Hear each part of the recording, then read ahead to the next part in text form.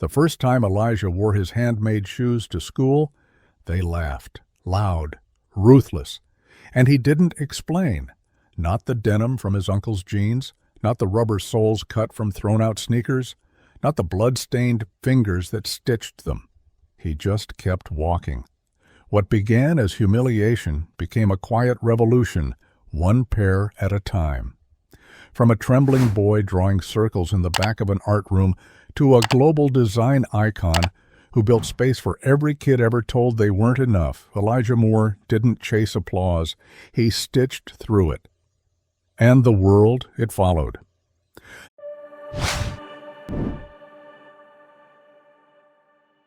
The first time Elijah wore his handmade shoes to school, he made it exactly 4 minutes past the front gates before someone noticed. "Yo," a voice rang out from behind, sharp with disbelief. "Are those slippers?" Elijah kept walking. He always walked like that, shoulders forward, chin tucked down, backpack held by one strap. Not because he was hiding, but because he'd learned the art of shrinking, of making himself smaller than the laughter. They weren't slippers, not really. They were stitched from old denim, salvaged from a pair of his uncle's jeans, reinforced with rubber from the discarded soles of beat-up basketball shoes he'd found at a donation bin. The laces were made from twine, thick and uneven, and the tongue bore a stitched patch with an E sewn in uneven thread. His fingers had bled making them, 3 separate needle pricks and a burn from the iron that he used to flatten the inner seams. But they were shoes, his shoes, and he was proud of them, until he wasn't. "Did your grandma make those?" Another voice joined in, crueler than the first, almost gleeful. "Bro, those look like foot pajamas." The laughter spread like it always did, from one locker row to the next, from hallway to stairwell. It moved faster than Elijah could, curling around the base of his neck and making his skin prickle. He kept walking. He had learned not to stop, not to explain. His mother had dropped him off that morning with a proud kiss on the cheek, her eyes lighting up as he stepped out of the car. She'd said, "You look like someone who made something no one else in the world has." And he did. He had spent 3 weeks designing, cutting, stitching. The kitchen table had been covered in fabric scraps and shoe molds drawn on loose-leaf paper. His little sister, Malia, had watched from the corner of the room with wide eyes, occasionally handing him thread or buttons, calling him Professor Shoemaker in her high-pitched musical voice. But here at school, pride dissolved quickly. The laughter grew louder as Elijah walked through the main hall. Someone snapped a photo. He heard the artificial click of a phone camera, followed by a mocking voice saying, "Gotta document these museum pieces." He didn't cry, not there. He waited until third period in the back of the art room, where the teacher kept a drawer full of forgotten pastels and broken sketch pads. He pulled out a blank page, sat with his knees pulled up, and drew. Not shoes this time, just circles, overlapping, endless, one inside the other until the lines blurred and the graphite smudged across his fingers. The bell rang. He wiped his eyes before anyone could see. That afternoon, he walked home instead of waiting for his mom. She circled the block twice before spotting him on the sidewalk and pulling over. "You okay, baby?" He nodded. "Tired." She glanced down at his shoes. "They're beautiful," she said again, like it mattered. At home, he left them by the door. He didn't touch them for 2 days. But on the third, he woke up before sunrise, quiet, slow.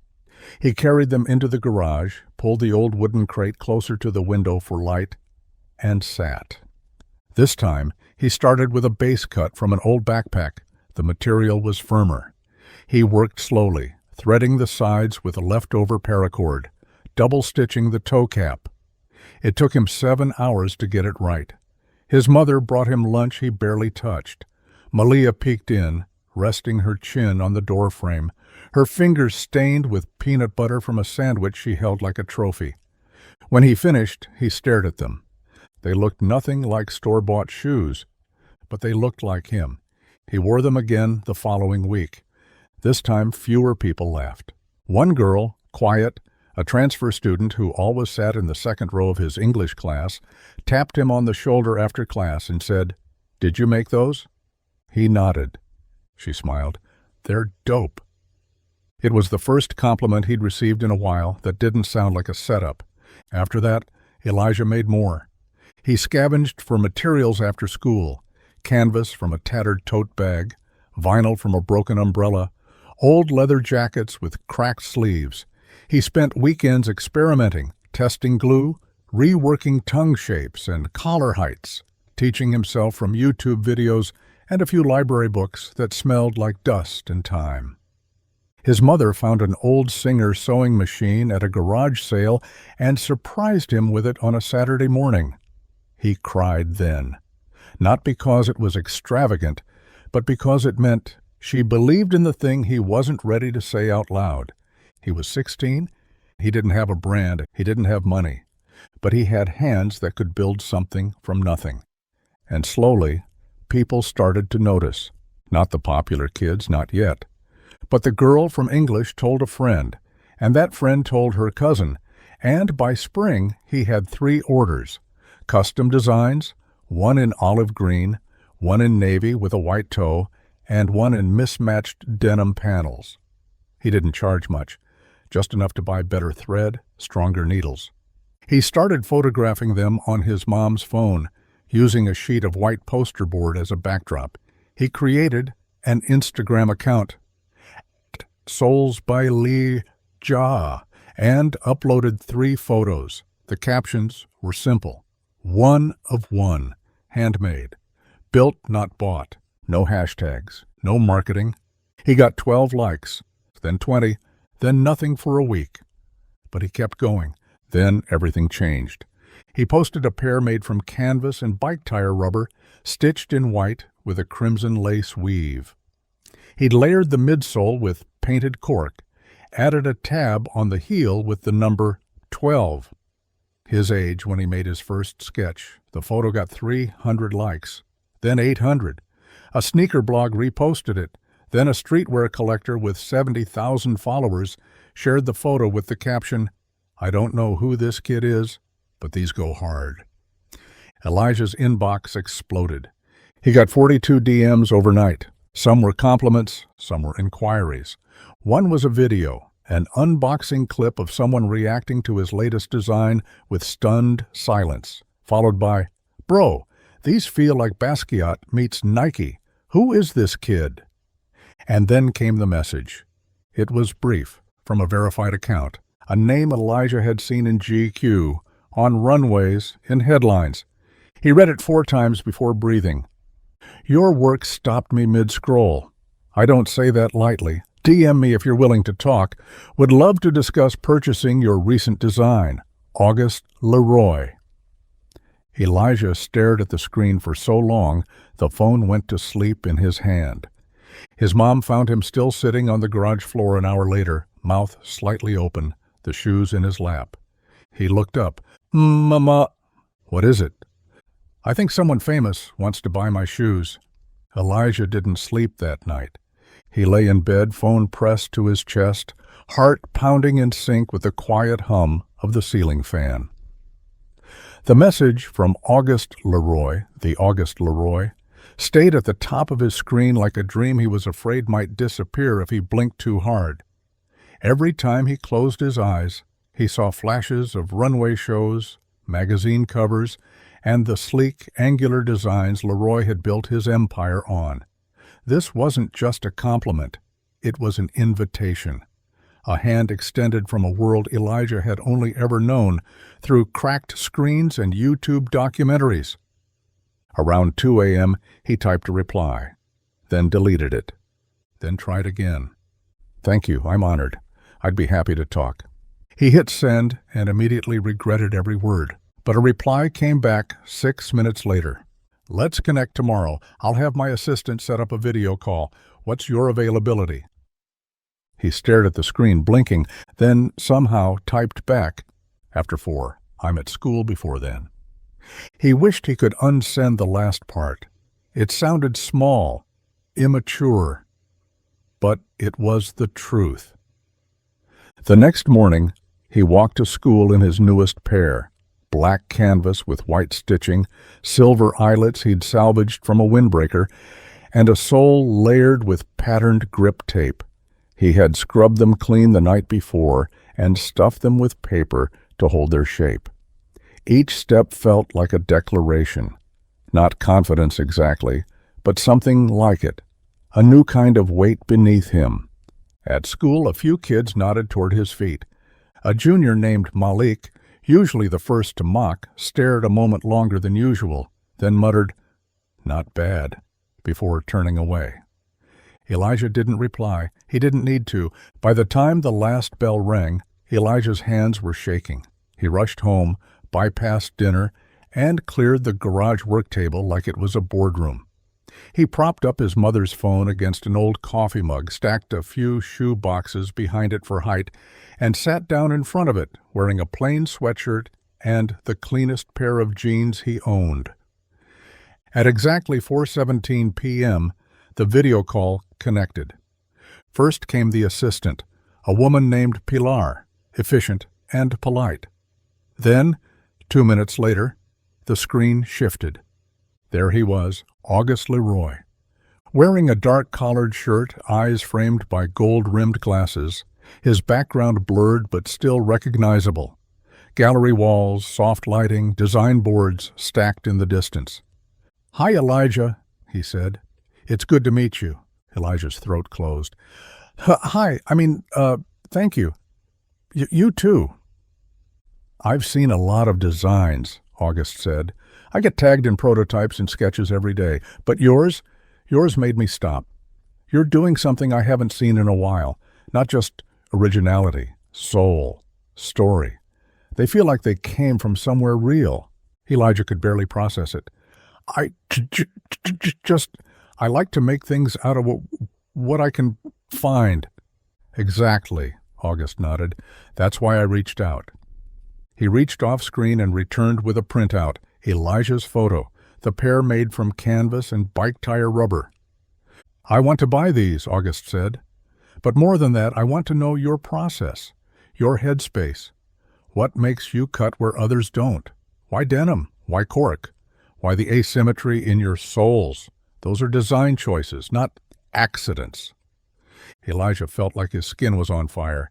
He tried to answer, fumbling a little at first. "I don't know. I guess I like shoes that look like they've been places, like they remember things." August smiled. "That's a better answer than half the design school graduates I interview." They talked for 40 minutes.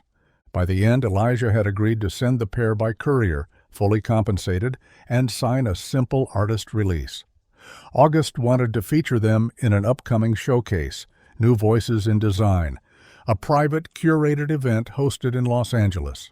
"I'd like you to attend," he added. "We'll cover travel and hotel. You'll have your own display table."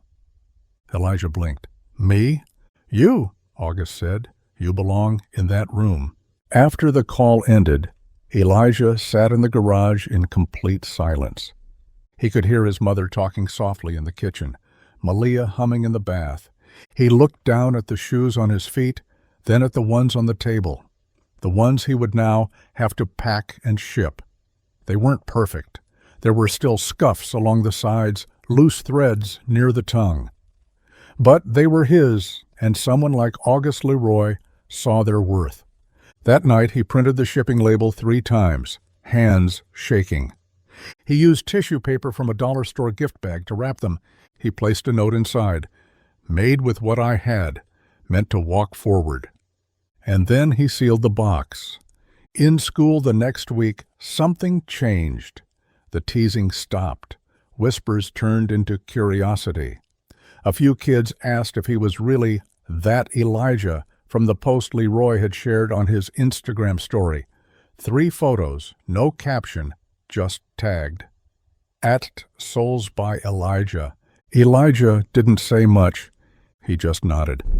By the time he flew to Los Angeles, a first-time flyer, his mother gripping his hand through takeoff, he had received over 4,000 new followers, half of them designers, a quarter of them kids like him.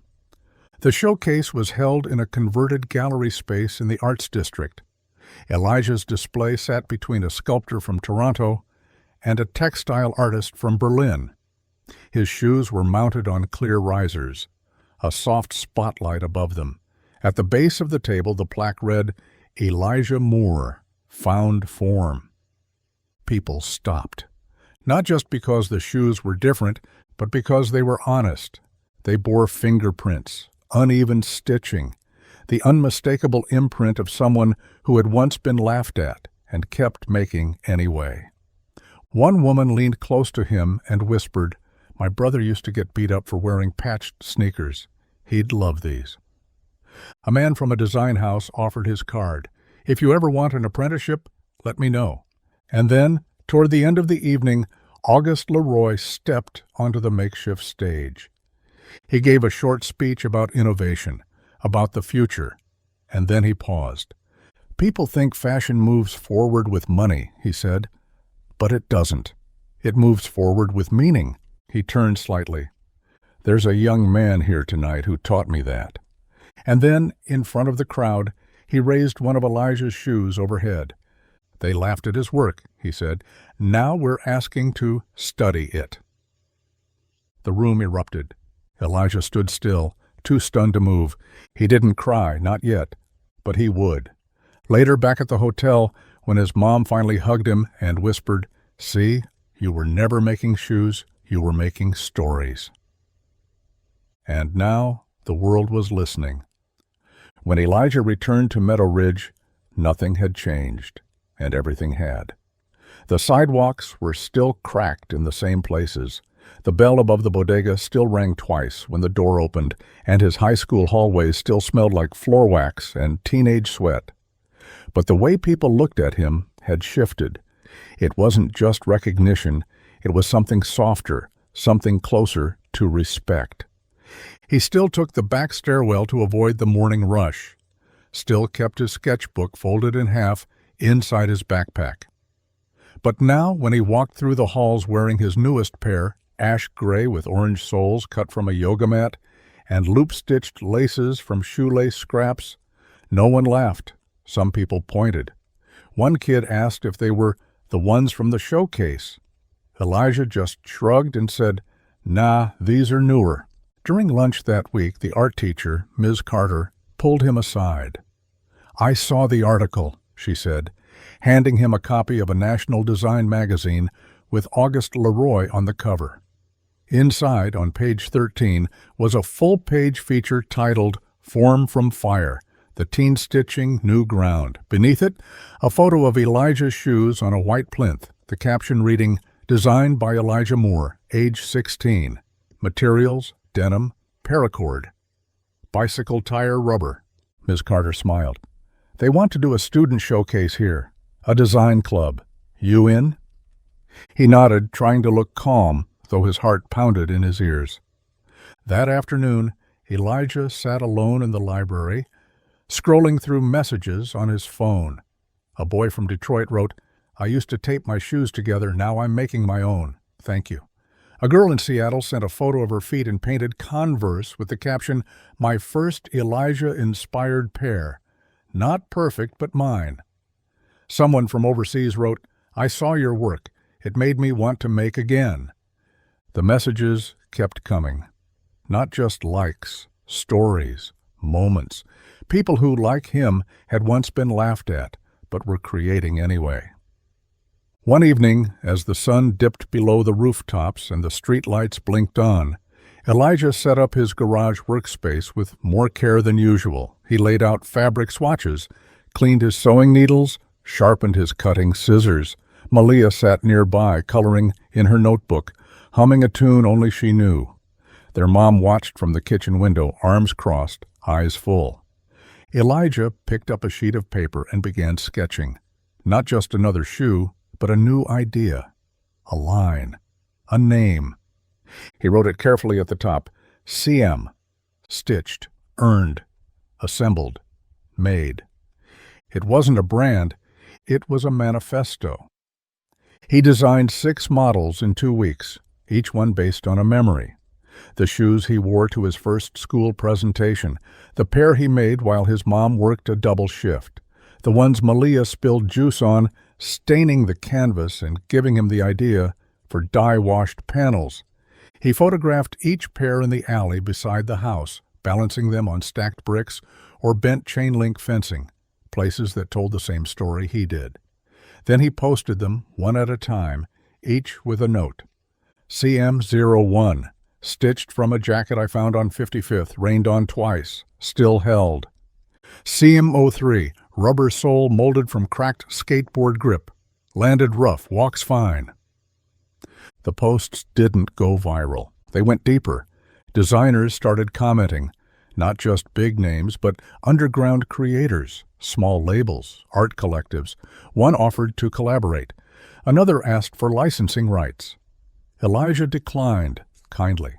He wasn't building to sell. He was building to last. One Friday night, the school hosted an open house for the arts program. Ms. Carter gave him a whole table. He brought 5 pairs, each mounted on reclaimed wood slats, and a binder full of his sketches. At the end of the table, he placed a notebook and a sign. Write what you see. By the end of the night, the pages were full. I see strength. I see fight. I see me. And then, in shaky blue pen, I see what I could be if I stopped apologizing. He copied that last one into his personal journal that night. The following Monday, his principal pulled him out of class. Elijah, she said, we've received a call from the State Arts Board. They want to include your work in the annual youth exhibition, and they'd like you to speak. He froze. I'm not great at talking, he said quietly. You don't have to be perfect, she replied. You just have to show up. So he did. 2 weeks later, Elijah stood in front of a room full of artists, teachers, and students. He wore a plain white tee, his newest shoes, hand-painted midsoles with fabric from Malia's old baby blanket, and a small patch on the tongue that read, Still Here. He looked out at the crowd, then down at his shoes, and then back up. I made these, he began. People used to laugh, said they looked like trash, and sometimes I believed them. He paused, took a breath. But I kept making, because they felt like mine, like something that remembered where I came from. He raised one shoe. This is not a mistake. It's a blueprint. The room stood. He didn't cry, not then, but later when he got home, and Malia ran to him with a drawing of him on stage and said, You look like someone who doesn't shrink anymore, he cried, because he knew she was right. The next day he posted a new photo, a pair of shoes made from broken umbrella fabric and bike chain links. The caption read, CAM07, laughed at, worn anyway, built forward. And below it, 2 words, Thank you. The comments filled again, but Elijah didn't post for the comments. He posted because the making still mattered, because in the seams of every stitch, in the pull of every thread, was the proof that even when they laughed, he built, and when they stopped laughing, he kept building. The next phase began with a knock at the door. It was late April, the air just starting to smell like new grass and rain, and Elijah was in the garage, surrounded by a nest of canvas, cork, and shattered zippers. He had just finished trimming the tongue on his 10th design when he heard his mother call out his name. Her voice had that strange tone, urgent but hushed. He wiped his hands on his jeans, brushed threads from his lap, and walked inside. Standing at the door was a man in a slate-gray jacket and sunglasses, holding a small leather folder. Elijah Moore? He asked, smiling. Elijah blinked. Yeah? The man handed him the folder. My name's Terrence Vaughn. I work for Leroy Studios. I'm the head of their youth collaborative. We're launching a capsule collection next year, and we'd like to formally offer you a place in the design residency. Elijah's hands trembled. His mother stepped beside him, eyes wide, one hand covering her mouth. What does that mean? Elijah asked. Terrence grinned. It means you're going to be flown out to Paris this summer. You'll work alongside 3 other international artists. You'll have access to a materials lab, a full prototyping studio, and mentorship with August himself. Elijah opened the folder. Inside was a single piece of thick paper, embossed with gold foil, his name centered beneath a logo that once only existed on magazine pages. "You were our first pick," Terrence added. "Your work has changed the way we're talking about function and story." Elijah didn't speak, couldn't. His mother stepped forward and wrapped her arms around him. I'll think about it," Elijah finally managed. Terrence laughed gently. "Good. We'll be here, no rush. Just know your story's already traveling. We just want to walk beside it." That night Elijah didn't sleep. Again. But this time it wasn't fear. It was movement. Something in him had shifted, not just in how he was seen, but in how he saw himself. He said yes. And 2 months later, he stood on a balcony in a borrowed apartment in Paris, watching morning light spill over cobbled streets, the Seine curling through the city like a ribbon of silver. He was 19, wearing a shirt he'd sewn himself, shoes he'd built from linen scraps and cork composite, and he was about to walk into a design studio where the legends worked. The residency lasted 8 weeks. During that time, he designed a 4-piece concept line inspired by his family's living room, colors drawn from the couch blanket, patterns mimicked from the chipped tiles near the kitchen. Laces dyed the color of his mother's favorite teacup. Each pair told a story. Auguste Leroy visited twice, offering notes with respect, never condescension. "Your work speaks in layers," he said once. "Let it breathe. Don't overpolish the edges. They're what make it honest." By the end of the residency, Elijah's shoes were on display in a glass-walled exhibit near the Seine. At the unveiling, people cried. Not because they were perfect, but because they were real. One woman touched the display and whispered, "These look like memory." Elijah didn't speak at the opening. He stood in the back, hands folded, sketchbook tucked under his arm. But later, during a quiet interview in the hallway, a reporter asked, "What would you say to the version of yourself that got laughed at that first day?" Elijah smiled. "I'd say keep walking." The reporter tilted her head. "That's it?" Elijah nodded. "Yeah, the world catches up." Back home, Meadow Ridge held a block party in his honor. He wore CM14, stitched from reclaimed parade flags and playground netting. Malia wore a matching pair. Their mother cooked for everyone, music played from an old stereo, and neighbors who had once barely looked his way stopped to shake his hand. The boy who had laughed the loudest in 9th grade brought him a folded paper bag with duct-taped sneakers inside. "I don't know how to fix 'em," he said, "but I figured maybe you could show me." Elijah grinned. "Sure." He stayed humble, stayed quiet, kept working. Every month he posted a new design. Every design told a story. Every story helped someone else speak. One caption read, "Seam 22, laughter was never the end, only the start of the echo." His shoes were worn by musicians, dancers, teachers. A young poet in Brooklyn wrote an ode to them. A museum reached out about archiving his first 3 pairs.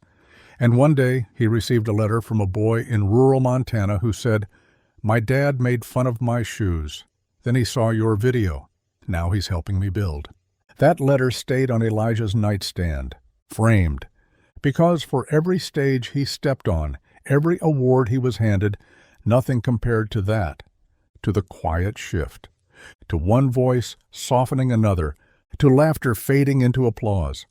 Not because he changed who he was, but because he never stopped building. Even when they laughed, especially when they laughed. He stitched, he shaped, he stood. And in the seams the world learned to listen. Years passed, and Elijah Moore's name became a kind of whispered shorthand in design circles, not just for talent, but for truth. He never exploded into the market the way some designers did. He didn't flood the shelves of department stores or chase virality. Instead, he built slowly, intentionally, pair by pair, stitch by stitch. Each shoe remained a chapter, a memory, a signal flare for someone else who'd once felt laughed at and left behind.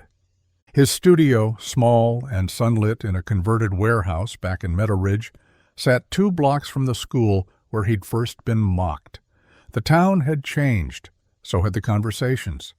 There were murals now, community gardens, a youth makerspace built in an old laundromat. He helped fund it himself, called it the workshop, not after fashion, but after survival. Kids came every day after school to cut, glue, stitch, solder. He didn't teach with slideshows, he taught with silence, with presence, with listening. One afternoon, a girl named Junie, 10 years old, full of questions and sharp edges, asked him, "What made you keep going when they laughed at your shoes?"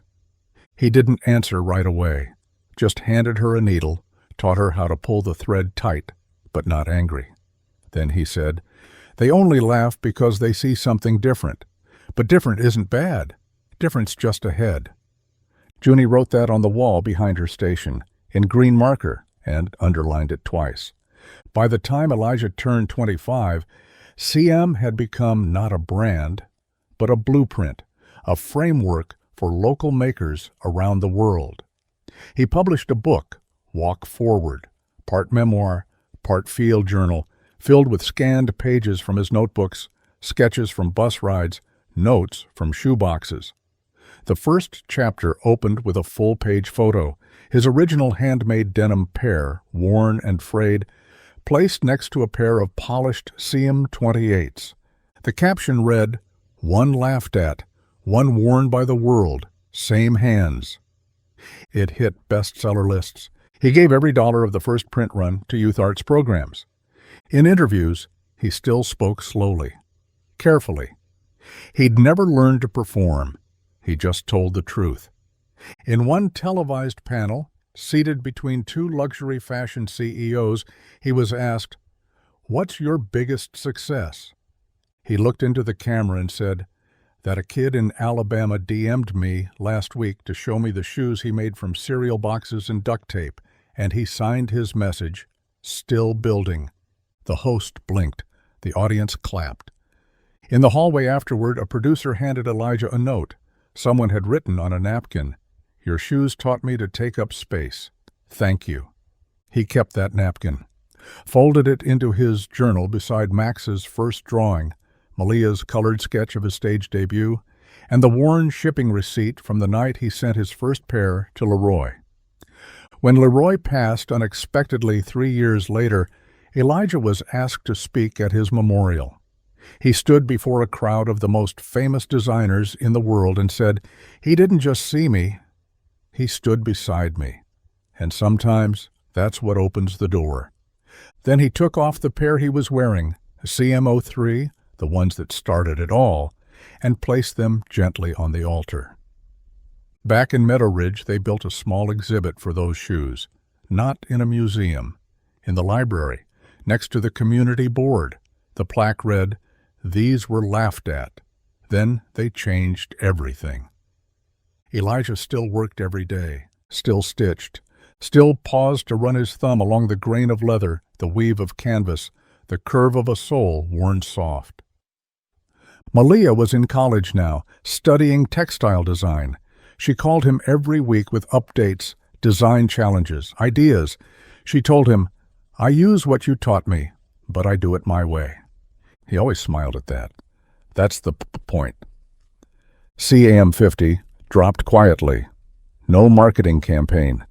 Just a photo on his Instagram of a pair made from donated Army duffel canvas, old shoelaces, and reclaimed tent rubber. The caption read, "For the kids still being laughed at, still building." That post went more viral than anything he'd ever made. But Elijah didn't celebrate with champagne.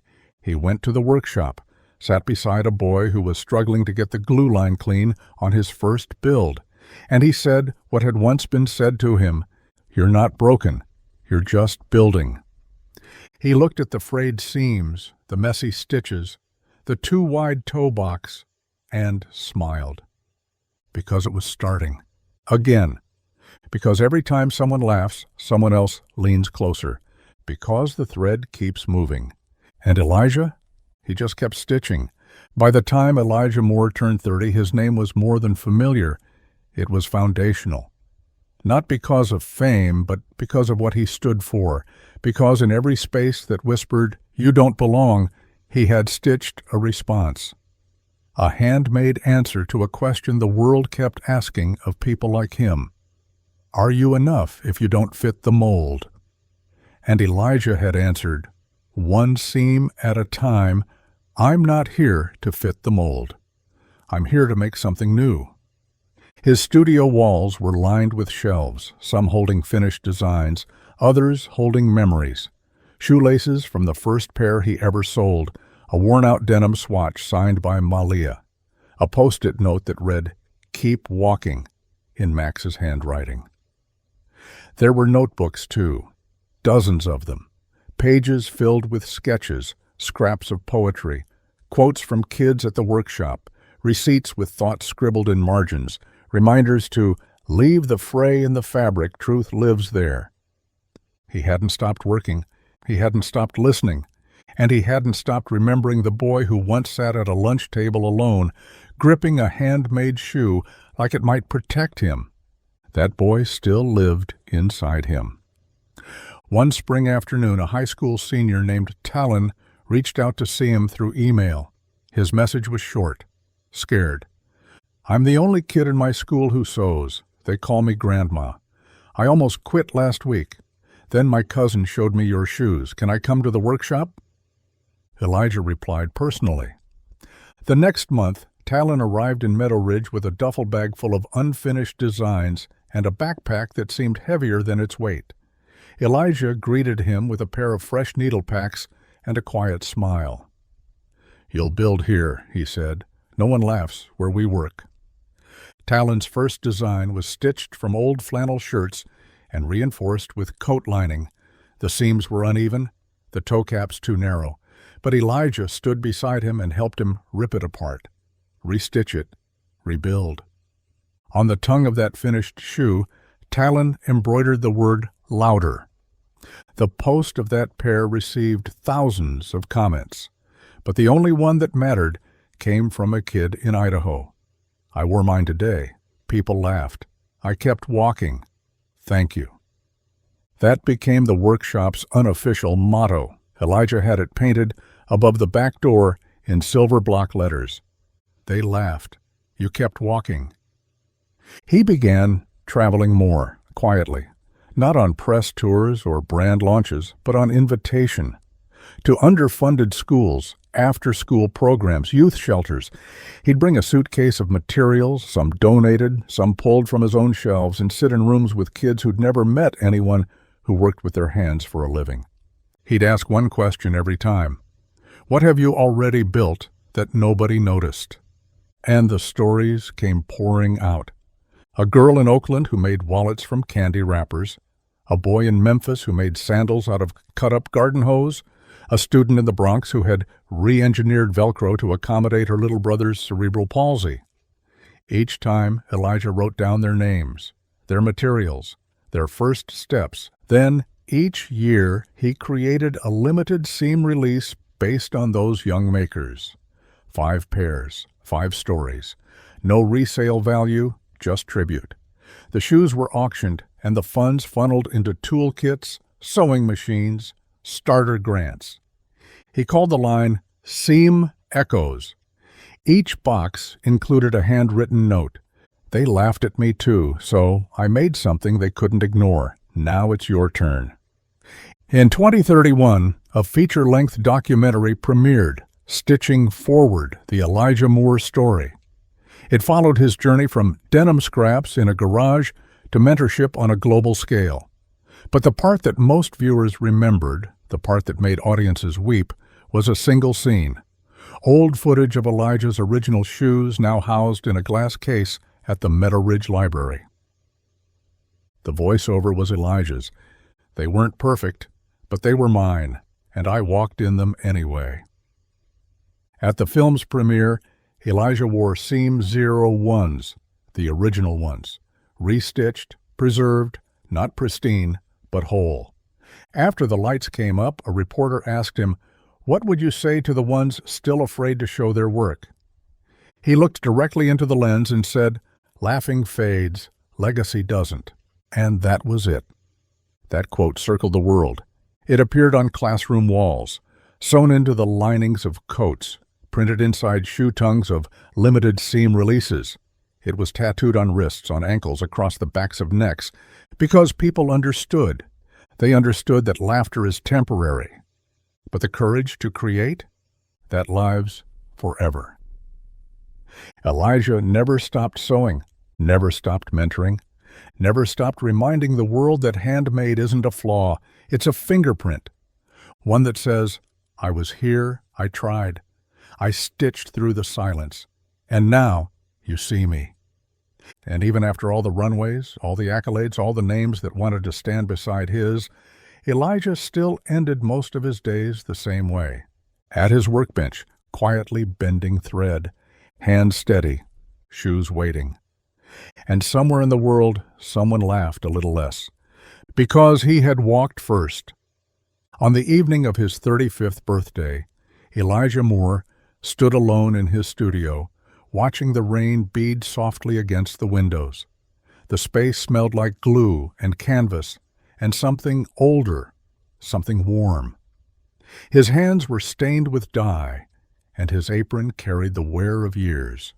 Threads caught in the seams, faded Sharpie marks, and one corner embroidered with a tiny M that Malia had stitched when she was 12. Behind him, the shelves were full, not of stock, not of inventory, of stories. Shoes that had never shipped. Shoes made to honor people, moments, memories, each one labeled by hand. Grandma's quilt. Fourth period silence, the brick that broke my window. First yes, after the laugh. He'd spent the morning replying to letters from around the world. A girl in South Africa who had started sewing shoes using upholstery scraps. A boy in Milwaukee who carved his own soles from cork. A mother in Seoul who wrote, "My son reads your book like it's scripture. He wears his stitches proudly now."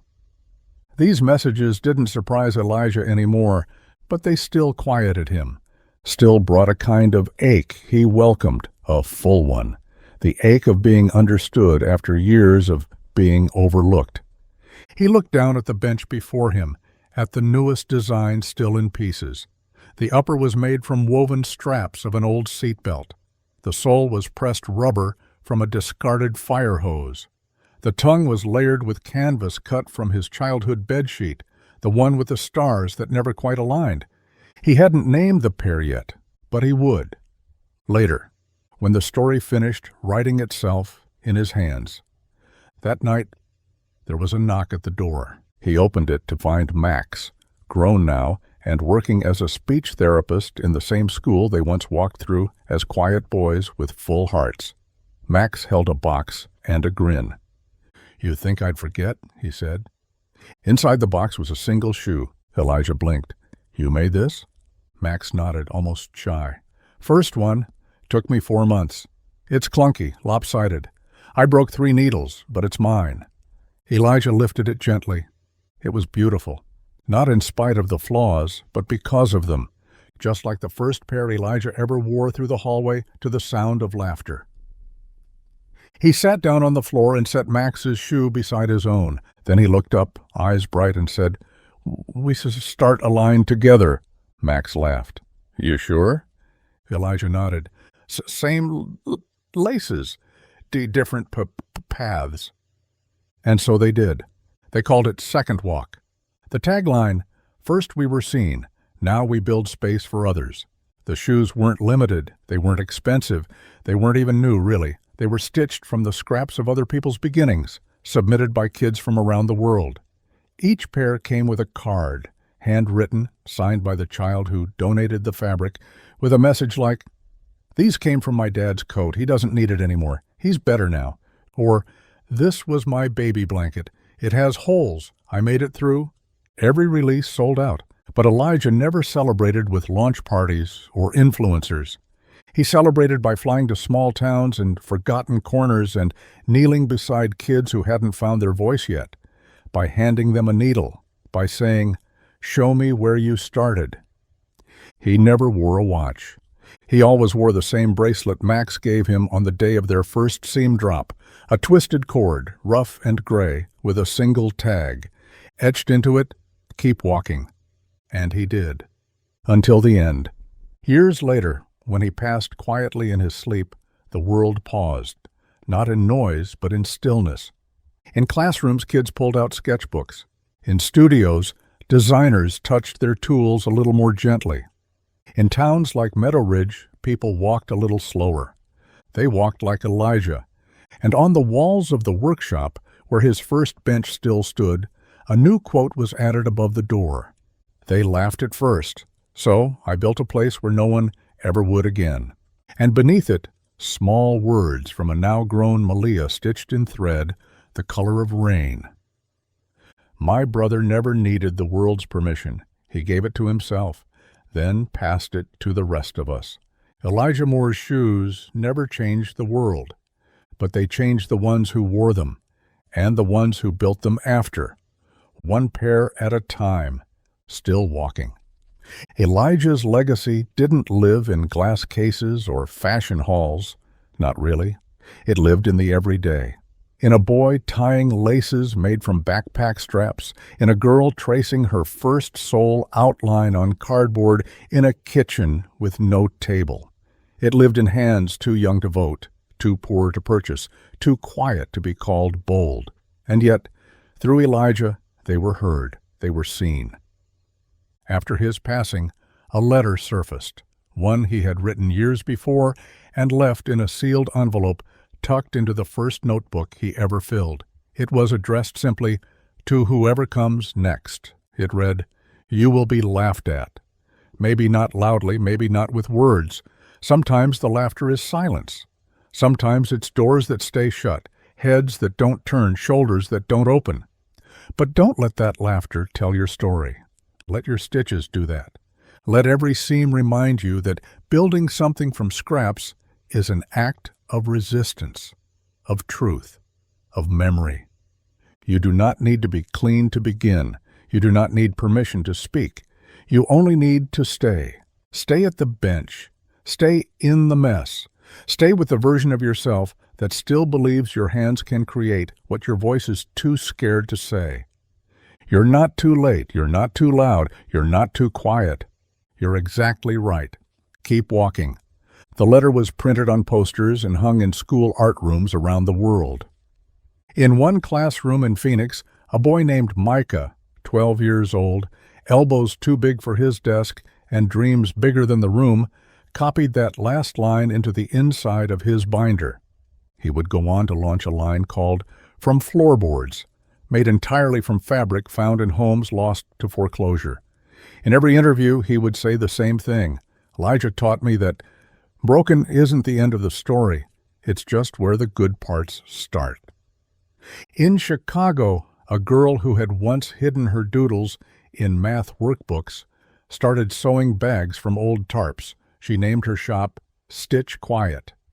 In her bio, "For Elijah, who made silence brave." And in Meadow Ridge, the workshop became something more. It expanded into 3 buildings, one for design, one for mentorship, one just for being, reading, journaling, breathing. There were no time cards, no tests. The only rule was this: tell the truth with your hands. Visitors came from everywhere, curators, artists, kids in between places. They sat at Elijah's original bench, still scuffed, still stained, the nameplate reading, "Built here, rebuilt everywhere." One wall in the workshop displayed every note he'd ever been sent, letters, drawings, scraps of gratitude. Another wall was blank, intentionally. Above it, a sign, "This is where you hang the laughter they gave you, so it doesn't follow you out." Kids tacked up Post-its. "You'll never make it. Looks like garbage. Why are your stitches crooked?" And under each, they wrote their reply. "Still walking, still building, still here." Each year on Elijah Moore Day, celebrated in cities that once ignored kids like him, people gathered to share stories, not just of shoes, but of showing up anyway, of being laughed at and making art the next day, of turning silence into stitchwork. Malia spoke at every one, her voice steady, her smile patient. She never read from a page. She always said the same thing. My brother didn't want applause. He wanted space. And he made it. For you. For all of us. In a quiet field behind the workshop, there was eventually a statue, not of Elijah's face, but of his first pair of shoes, set in bronze, frayed edges intact, tongues lopsided, the soles uneven. There was no pedestal, just a plaque in the dirt beside it. These were laughed at. Now they belong to the world. And beside that, another line. Still walking. The statue never gathered dust. Children touched it every day, running their fingers along the crooked seams like it was a map, as if they could trace their way from who they were to who they might become. Some brought their own shoes, drawn on, patched up, duct-taped in places, and placed them at the statue's feet. Others left notes. One simply said, "Mine are lopsided too. I think that means they'll go somewhere different." Another, "I'm not ready to speak yet, but I'm stitching." Volunteers started collecting these offerings, cataloging them, creating what would become the Archive of Becoming, a permanent exhibit in a small building behind the workshop, curated by youth who once filled its work tables with nervous hands and second guesses. Inside the archive, no one asked about grades or resumes. They asked, "What did you make when no one was looking?" And that's where the exhibits began. Elijah's final journal entry, written 2 weeks before he passed, was found in a manila folder labeled "For Later." It wasn't dramatic, it wasn't long. It read, "When I die, let the last thing I leave behind be unfinished. Let someone else pick up the thread." And they did. A boy in New Orleans made slip-ons from fishing net and bike seat foam and sent them to Meadow Ridge with a note. CAM 58. I didn't know him, but he knew me. A teacher in Utah redesigned her entire semester syllabus around Elijah's design philosophy. Start where it hurts, stitch where it holds. At the annual CM Fellowship, now the largest youth maker grant in the country, finalists no longer competed. Instead, they collaborated. They stitched their pieces together, made one collection, named it after each other. One girl, whose design used scraps of her grandmother's quilt, stood at the ceremony podium and whispered, "This was supposed to be the part where I thanked Elijah, but I've decided to talk to him instead." She turned to the bronze shoes outside, visible through the glass. "Look," she said, "we're still here." The audience didn't clap. They stood, in the same posture that once surrounded a boy in handmade denim shoes, walking the halls of his school. There was no applause louder than that. In time, CM expanded into a mentorship network that reached kids in foster care, refugee camps, juvenile centers. Elijah had always said, "Make sure the people we forget are the ones we build for first." So they did. No design could be submitted unless it was made with at least one found material. Every pair had to tell a story, and no two were allowed to match, because neither did the people making them. Elijah's name became more than a symbol. It became a verb. To Elijah, something meant to mend it from the inside out. A kid whose backpack ripped during a storm and who patched it with a lunch bag? He Elijah'd it. A teacher who turned standardized test days into creativity sessions for students who struggled? She Elijah'd the system. It became part of the culture of care. And though Elijah never saw the full reach of what he began, his work was never meant to be finished. It was meant to be held by trembling hands, by kids not yet believed in, by artists who didn't yet know they were artists, because that's what handmade things are. Not perfect, not polished, but passed on. His final design sketch, never built, was found pinned to the underside of his work table. The drawing was loose, the lines freer than usual. But the caption below it read, CM100 laughed at, made loud, built to carry someone else. And so they did. They built it. And the world at last learned how to walk with them. Years after Elijah's passing, children still gathered around the old workshop every Saturday morning. Some came with their parents, others on their own, backpacks full of frayed cloth and broken zippers. There were no admissions, no applications, no proof of skill. Just a long table, a handful of mentors, and a guiding question scribbled across a chalkboard. What do your hands remember that the world forgot? They called this program First Stitch. The room still smelled like canvas and glue and worn denim. The original floorboards, though sanded and sealed, still carried faint footprints. Above the main table, where sunlight spilled through crooked blinds, hung Elijah's original banner, barely holding on by its corners, its hand-painted letters still legible, still walking. One girl named Soraya came every week and never spoke, not because she couldn't, but because silence had been safer for a long time. She stitched in green thread and made shoes with jagged soles that curved in odd directions. When someone finally asked why, she pulled a notebook from her bag and wrote, "So they go where other shoes won't." They kept that page, pinned it to the wall beside Elijah's photo. A boy named Kamari made boots from vinyl tablecloths. He said, "Because they don't tear, even when people do." Another boy turned denim into sandals. "I live in a warm place, Mitta," he said, "but people still leave, so I make shoes I can run in."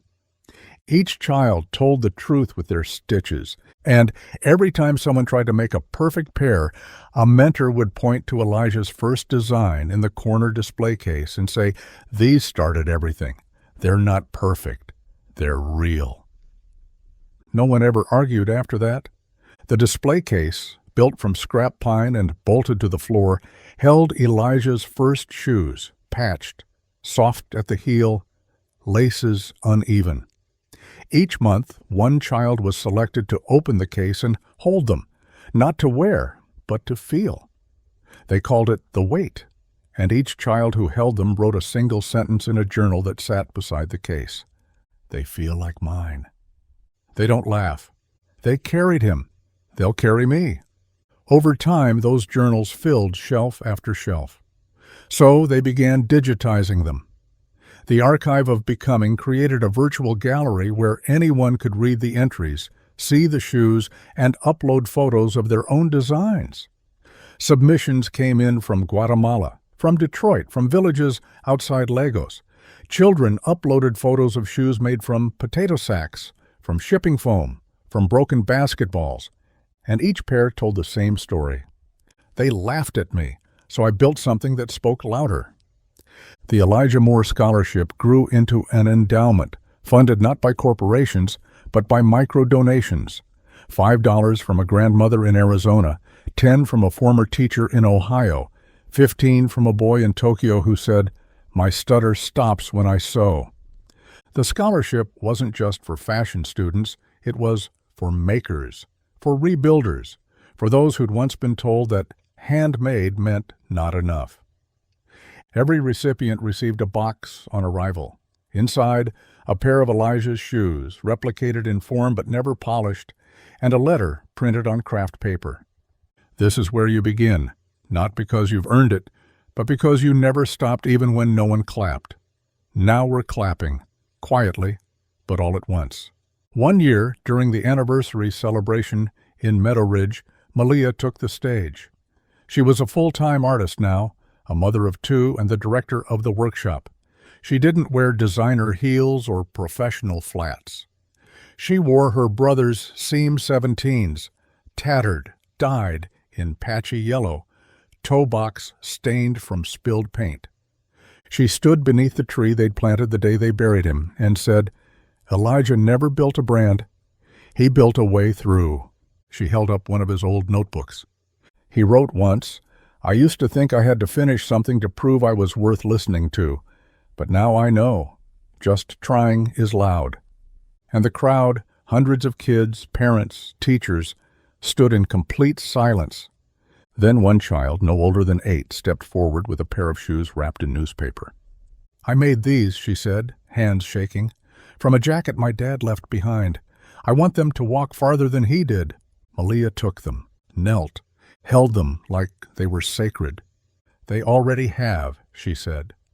That night, under string lights and a sky bursting with stars, the community walked together, hundreds of them, around Meadow Ridge, each wearing handmade shoes.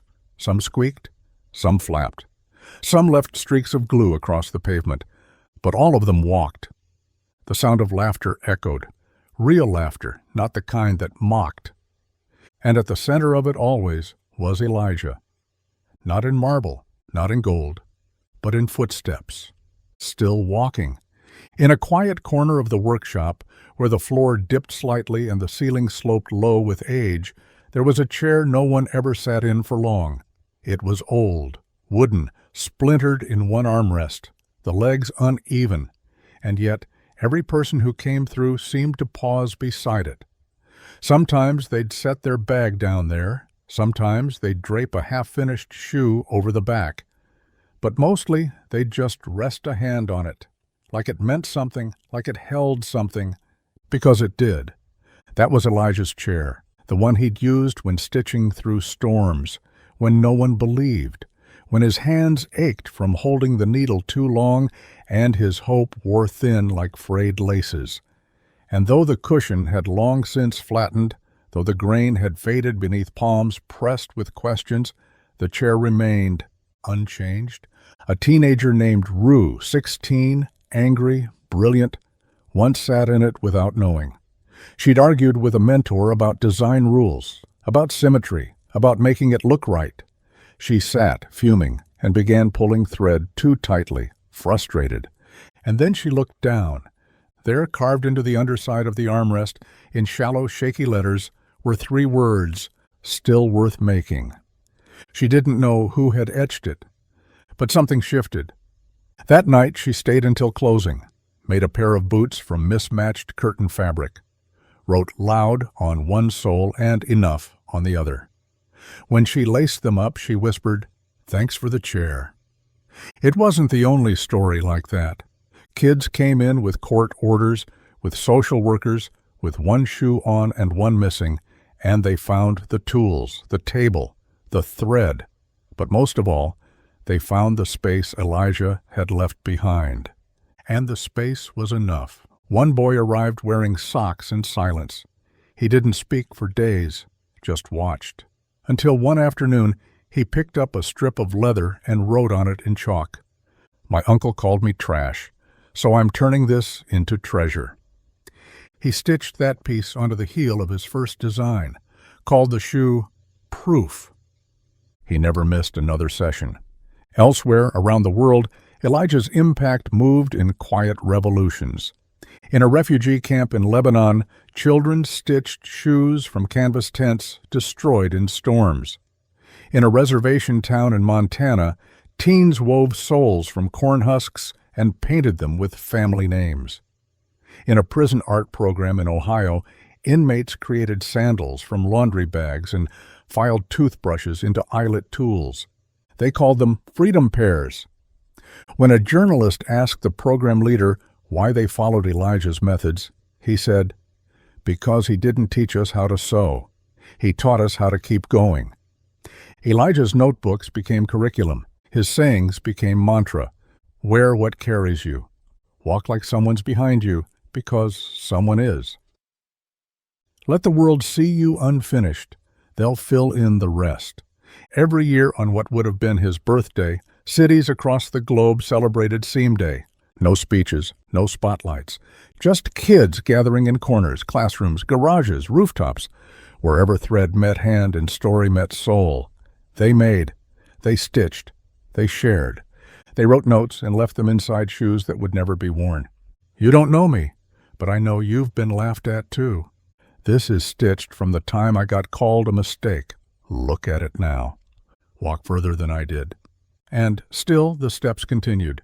One day, decades from the first stitch, Elijah pulled tight in a dim garage in Meadow Ridge, A woman arrived at the workshop carrying a shoe in a glass box.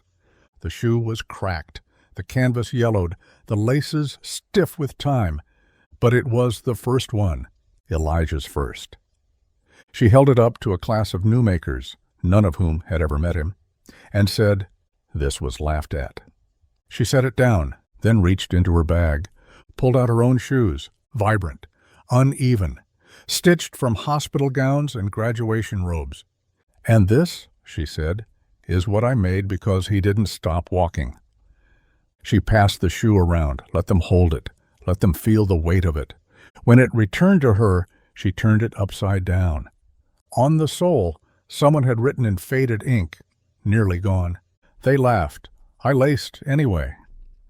The room stood in silence, and then, as if moved by an invisible thread, they got to work. Needles passed from hand to hand. Material rustled like wind, and from a chair that once held doubt, now worn smooth by 1,000 stories, the world kept stitching. In the soft gray quiet before dawn, the doors of the workshop opened early for one day each year, Elijah Moore Day. There were no alarms, no announcements, just the creak of the hinges, the smell of dust and denim and coffee brewing in the back. It was tradition. Anyone could come in. Everyone did. On that morning, like every year before it, the chair sat at the head of the table, empty and waiting. Someone had placed a single sneaker on it. Not Elijah's, not the original. This one was new, handmade by a girl named Lynn, age 12, who'd been working on it for 6 months. She called it Echo. The left sole was thicker than the right. The stitching was jagged. The upper was made from cut-up protest signs her older sister had saved from marches in the city. One side read, "Listen," the other, "Enough." She didn't explain it. She didn't have to. That was the rule on Elijah Moore Day. You didn't have to explain anything. All morning, people arrived quietly. Some brought scraps. Some brought finished pairs. Others brought nothing but themselves. A man in his 70s came in with a box of leather he'd been saving since the day he left prison. A 9-year-old boy carried a backpack full of zippers he'd taken off old jackets from his neighbors' porches. One girl came barefoot. She walked directly to the chair and placed her hand on its back. Then she sat down next to it and began to cut. No one asked her name. They just passed her the scissors. By midday, the walls were full of new notes, hung from twine strung across the rafters. "I made something today I didn't think I could. My shoes don't match. Neither does my story. That's the point." I'm walking again. Not fast. But I'm up. In the center of the room, a child named Ezra was crouched beside a pile of fabric, trying to choose between 2 shades of green. He turned to Malia, still there always, and whispered, "How do you know which one will hold better?" Malia smiled. "You don't," she said.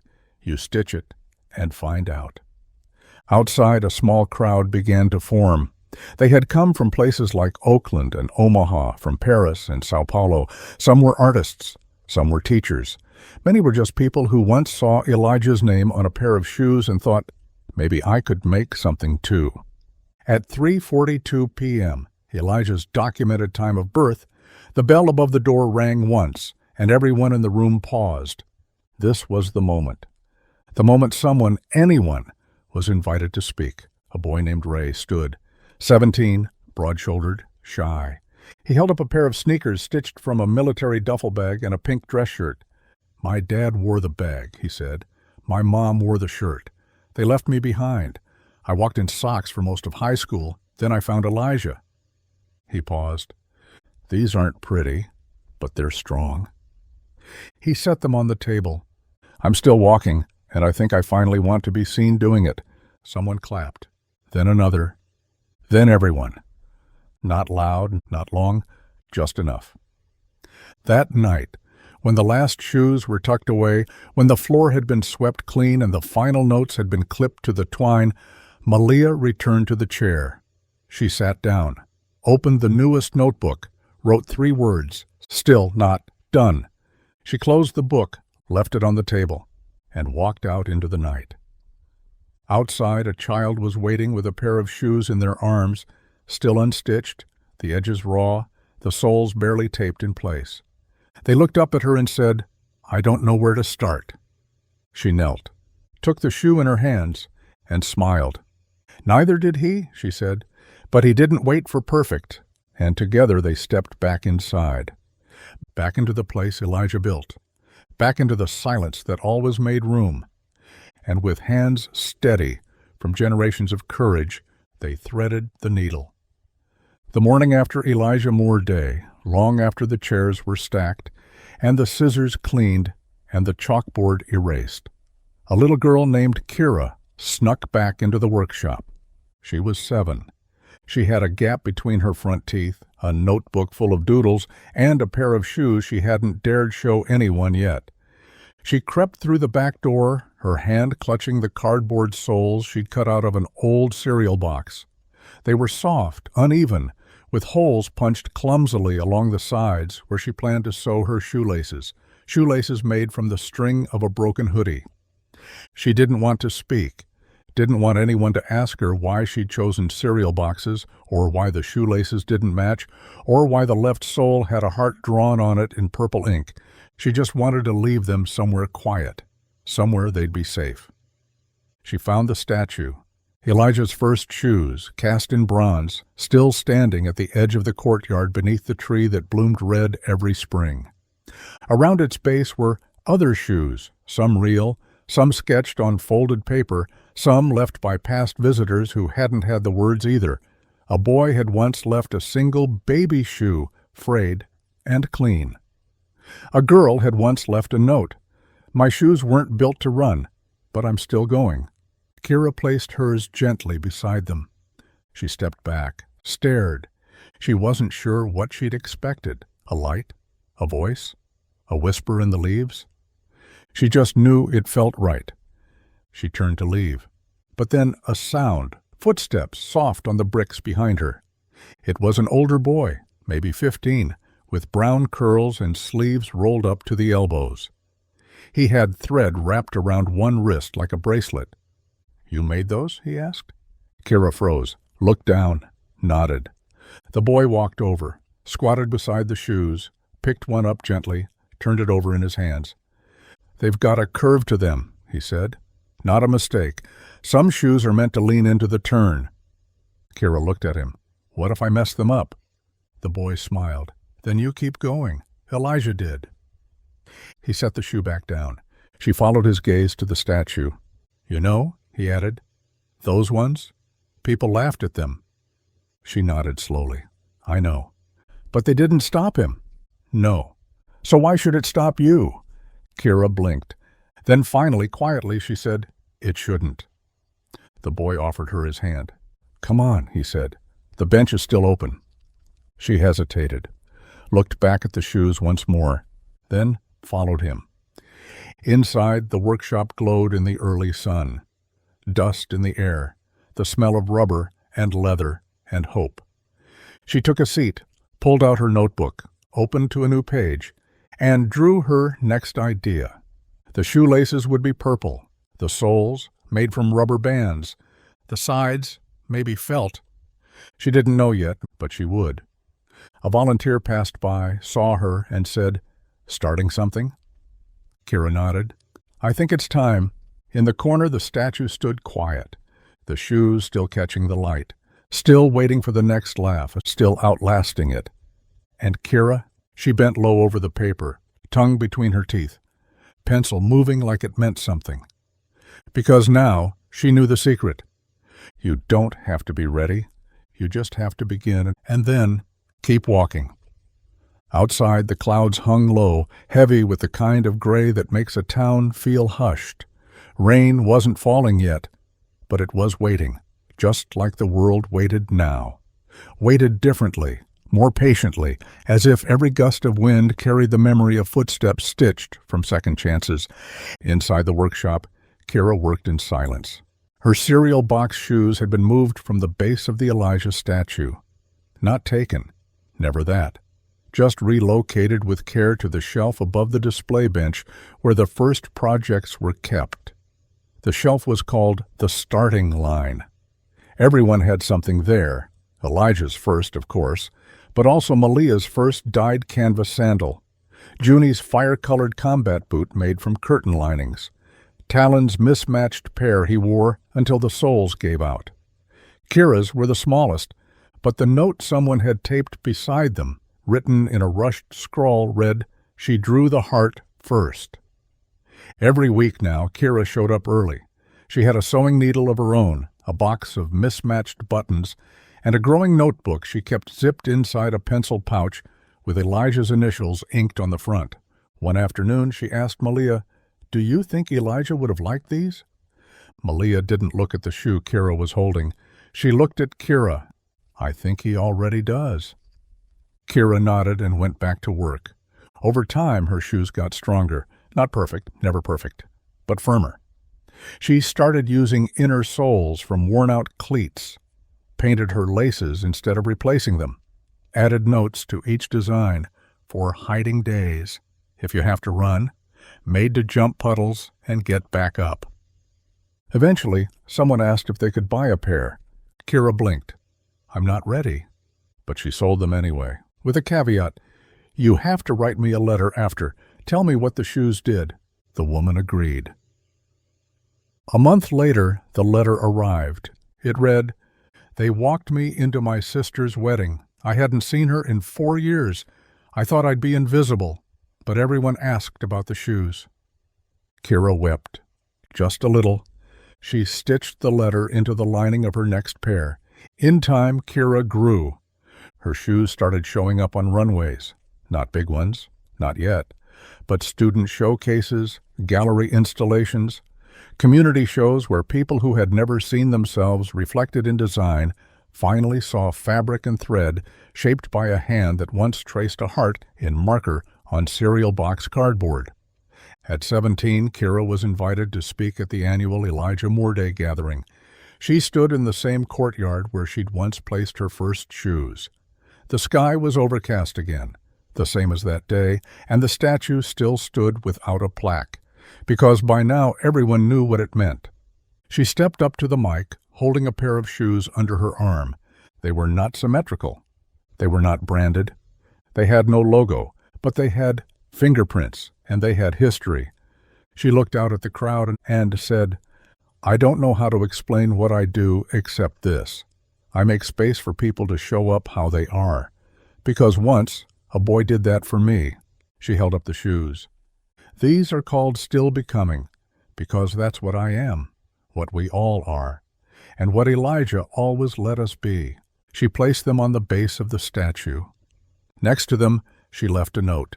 Not a long one, just this: "You laughed." He laced. "Now it's my turn." The crowd stood, quiet, whole. And in the silence that followed, you could almost hear it. The scrape of a chair at the back of the workshop, the tug of a thread through stubborn canvas, the hush before the first cut. Someone, somewhere, beginning again, still walking. The following morning, the sun broke through the gray, just barely, just enough to cast a soft glow over the bronze shoes at the base of the tree and the newest pair beside them, still becoming. The dew clung to the fabric, making the stitches shine like tiny rivers frozen mid-current. People came by all day to look at them. They didn't touch. They didn't need to. The weight of them, what they meant, was already in the air. Inside the workshop, a new face arrived. He was tall and thin, maybe 15, with sleeves too long and shoes too tight. He didn't say much when he came in, just carried a shoebox wrapped in duct tape and wrote, "For the chair," on the sign-in sheet. No one asked his name. They just nodded, showed him to the work table, passed him scissors. And when he sat, at Elijah's chair, hesitating only a moment, they let him be. He opened the box carefully. Inside were shoes made from tarp and torn plastic bags. They looked impossible, but someone had walked in them. The soles were worn thin, and a message was scribbled across the toe in red marker: I made it." He didn't explain what that meant. He didn't have to. Instead, he began again. Quiet, intentional. Like he knew the truth Elijah had lived and passed on, that it isn't the noise that makes something real. It's the making, the trying, the becoming. And so the thread passed once more through one hand into another, into a world still learning how to listen to hands that speak through stitch instead of sound. Outside, Kira sat by the statue with her notebook, sketching another idea. A pair made from a raincoat and the lining of an old backpack. The tongue would say, "Bring what you carry," she smiled to herself, because she knew someone else would see it, wear it, walk in it, and maybe, just maybe, they'd never feel the same about their own voice again. Elijah Moore's story had never been about shoes. It was about the ground beneath them, about refusing to stop just because the world wasn't ready yet. And in every pair that followed, in every mismatched sole, uneven stitch, or soft-heeled promise, his echo lived, still walking, still becoming, still enough. Years continued on. The workshop's walls aged slowly, warmed by time, memory, and the constant hum of creation. More hands passed through, hands that shook, hands that healed, hands that hadn't held anything but silence before. They came with scars, with poems, with plastic grocery bags and carpet remnants and rubber bands and the resolve to turn what they had into what they needed. On the 40th anniversary of Elijah Moore Day, the entire town of Meadow Ridge walked barefoot. It was tradition now, a gesture, symbolic but sacred. No shoes until sunset.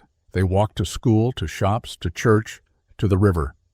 Teachers unrolled mats in their classrooms. Clerks kept extra socks behind counters for anyone who needed them.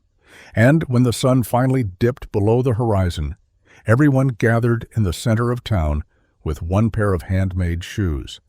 There were thousands. They were laid out like petals around the statue. None were perfect. Some barely held together, but all of them bore the soul of someone who believed in walking anyway. Children carried their shoes in their arms. Elders tied theirs to canes and walkers. One woman, 92 and stooped from age, placed a single lavender slipper beneath the bronze feet and whispered, "Still with you, kid." The statue stood, worn but strong. Elijah's first shoes, bronzed and bowed with time, glinted under the moonlight. Malia, older now, her hair silver-threaded and eyes full of peace, stood at the podium. She didn't speak right away, just looked around at the crowd. Generations stitched together by laces and loss and choosing to begin again. She lifted a pair of new shoes made by a girl named Noor who had once fled her country with nothing but a drawing folded in her jacket. "These," Malia said, "are made from her mother's scarf and a border tent." She held them high. This is how we continue. Silence followed, deep, beautiful. Then a single voice rose from the back. A child, maybe 8, called out, "Tell us the story again." And the crowd laughed softly, because they knew which one. Malia nodded, smiled, and spoke. "Once there was a boy. He made a pair of shoes from denim and thread, and people laughed. They laughed loud. But he didn't stop. He didn't run. He laced up. He stitched again. He walked anyway. And in doing so, he built a place where no one had to be laughed at alone ever again." The children leaned forward. He made space. He made story. He made a way. She knelt, touched the base of the statue, and whispered, "Still walking." The chant grew slowly, from a whisper to a wave. Still walking, still walking. And under the chant, feet stepped back into their shoes. Not designer brands, not perfect builds, not even always balanced, but full of heart, full of history. Each pair a chapter, each sole a sentence, each step a promise. They marched then, not as protest, not as performance, but as presence, through the town, Past the library, past the school, past the alley where Elijah first shot his photos on a borrowed phone, past the garage where it all began, and finally, past the workshop, its windows glowing, its doors open, its tables waiting. Inside, a boy, barefoot, quiet, walked through for the first time. He stood in front of the chair, Elijah's chair. He didn't sit. He just placed a single worn sock in the seat and whispered, "Someday I'll be ready." And someone behind him said gently, "You already are." And so it continued. The shoes, the walking, the remembering.